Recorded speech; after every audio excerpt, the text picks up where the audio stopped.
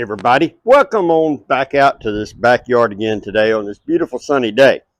We're going to do a Southern classic, and some of y'all are going to like it, and I can tell you some of you are not. And I'm going to kind of hold off just a little bit. We're going to do some deep frying, all right? So in here, I put 2/3 of a cup of flour and 1/3 of a cup of cornmeal. This is the way I like it. To that, we're going to add 2 teaspoons of salt, 2 teaspoons of pepper. We're going to add a tablespoon of onion powder and a tablespoon of garlic powder, a teaspoon of cayenne, and a teaspoon of paprika. And I'm just going to add just a little more black pepper to that. I'm going to get this mixed up. We sure appreciate y'all popping in and watching us. We hope that we do something that's enjoyable, or y'all at least get something out of it.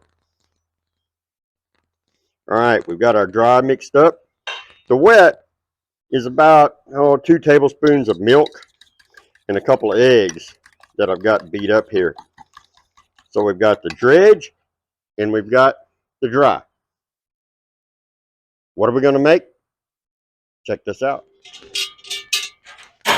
Hey folks, getting this oil ready to do some deep frying. And what are we going to deep fry? And I got it in the pot. Why is it in the pot? We're doing chicken gizzards. Yep, chicken gizzards. Now, I take my chicken gizzards, wash them really good, and I boil them for about 2.5 hours. That's why they're in this pot. In a mixture of 50% beer and 50% water. And if you have to add anything to it, add beer, not water. The beer does magic things to the gizzards. And when you're looking at your gizzards, if you got any that have any really bad gristle, you can cut that off. But these were in pretty good shape. These are already boiled up. They've been drained, and we let them cool because we don't want to put hot gizzards in our eggs. We don't want scrambled eggs with our gizzards. So let's see if we can get this battered up for you. All right, we got those chicken gizzards in here. We've got our liquid. We got our dredge. I'm going to run pretty quick on that, but this is what your gizzards look like, folks. This is a gizzard typically out of the chicken. They're a southern staple, I would say. Don't know that I've ever seen a lot of them in northern restaurants, but you do see chicken livers a lot of times. I'm going to get these kind of drained off, thrown in here. We don't have a whole lot of them, so we're going to try to do them all in one batch. Gizzards are something that brings back a lot of memories of my childhood. I grew up with some gizzards, and they just, I don't know, just something that I've enjoyed eating in the past. I've enjoyed cooking them. I've done these a lot of different ways where a lot of people don't even realize they're gizzards. And check my microphone because in past videos it didn't work. All right. I've done these in a couple of different ways. A couple of the ways I'm going to tell you, I'm going to turn you off and you're going to cancel me and never look at me again. I've ground these up really, really fine. Cooked them for about, I cooked them for about 4 hours. I grind them up really, really, really fine and actually mixed them in spaghetti sauce. It was the meat in spaghetti sauce. If I hadn't told you, and if I didn't tell the people that ate them, they might not know. But cooking the way I cook, you have to be creative, and you have to find ways to improvise, make things work. Things don't always go good. You get situations that you run out of oil, or you run out of potatoes, or something like that. And oh, by the way, radishes are an excellent substitute for potatoes, believe it or not. Hey everybody, I'm going to check our little temperature on our grease. We're not hot enough. I get a lot of people that question me I mean, can you really tell that by dribbling a little flour in it or something like that? And yes, you can. And prove it to you. I know we're not hot enough. I didn't cheat. I didn't cheat. My wife bought this little whiz bang scientific laboratory temperature doodally. If I pointed at that right now, I'm 275. So I said we wasn't hot enough. We come back, I won't cheat. I'll drop flour in there again, and I'll tell you if we're hot enough. How about that? Hey, folks, let's check our grease. We're pretty close. Now, I didn't cheat. Y'all got to trust me. I'm not a cheater. I don't like these kind of things. We're at 347. We got some ambulances and stuff going down the road. We're 347, and I can tell you by the fire we have underneath there, we're climbing in temperature. Since we're climbing in temperature, we're going to go ahead and put these in there. You can tell by the fire I've got underneath there that it's going to be fairly warm. When you're deep frying on an open fire, folks, be very careful not to splash your oil out. That oil will burn. And it's not the fun thing like you see a lot of TV chefs do some flambe, whatever you call that, flamboy, whatever they do with that food. Y'all are laughing at me now because old country hick doesn't know what it is. Flambe.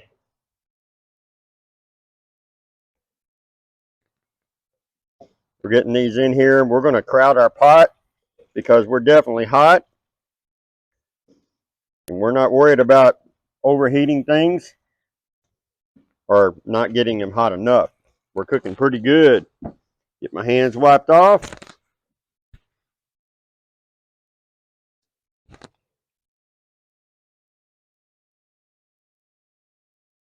Getting this cooked up. Looks pretty good. We're going to move our lid out of the way right here because we're probably going to have to pull that off the fire. It's going to get to cooking pretty hard, I imagine, with the fire we got underneath it. Deep frying on a fire is hard, folks. It's very hard to regulate your temperature. Deep frying in your kitchen, on your stove, where you can get your temperature balanced and you can get it good. Here, we have no control over the fire. We can move some coals around and do what we need to do, but we're going to have to just wing it and make the best we can. We've done it enough that we work through it.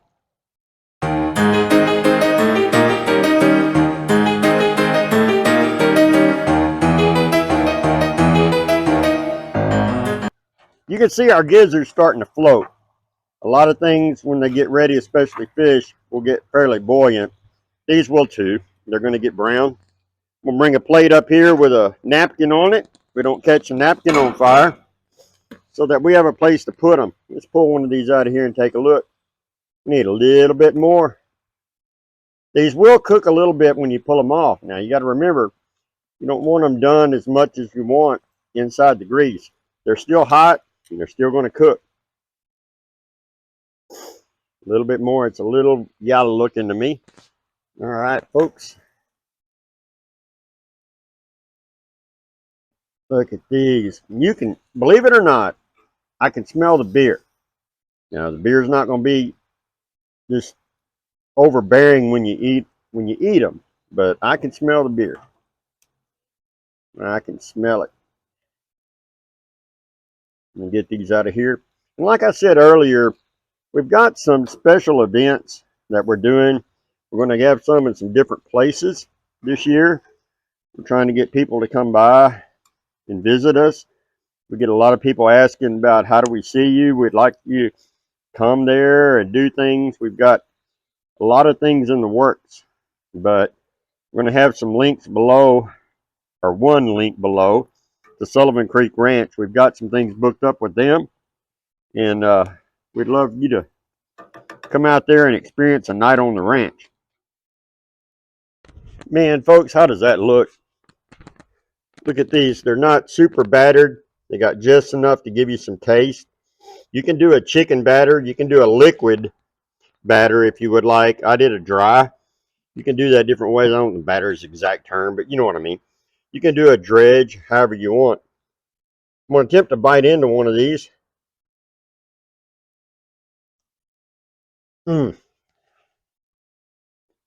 Got some good crunch. They're very, very tender.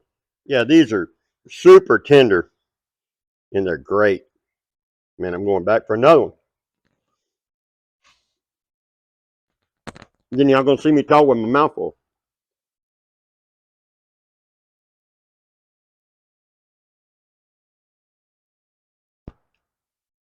Folks,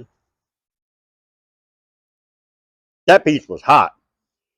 And I'm going to joke just a little bit. I don't do it very often, but I don't mind telling on myself. I got false teeth. You have to be careful when you get food. Unless it touches your tongue, sometimes you don't know that's hot. So you can bite into something and all of a sudden, boom, you're going. So y'all keep that in mind and be lucky you don't have them. It's so much better with your natural teeth. Chicken gizzards. I'm going to have them for lunch. And just sit back, relax, pop me a can of beer. I'm going to enjoy me some chicken gizzards. Enjoy everything you do. Be sure to stay in touch with us. We got a lot of things working. We got some surprises coming up for y'all. We got some places we're going to go visit. Y'all enjoy your food.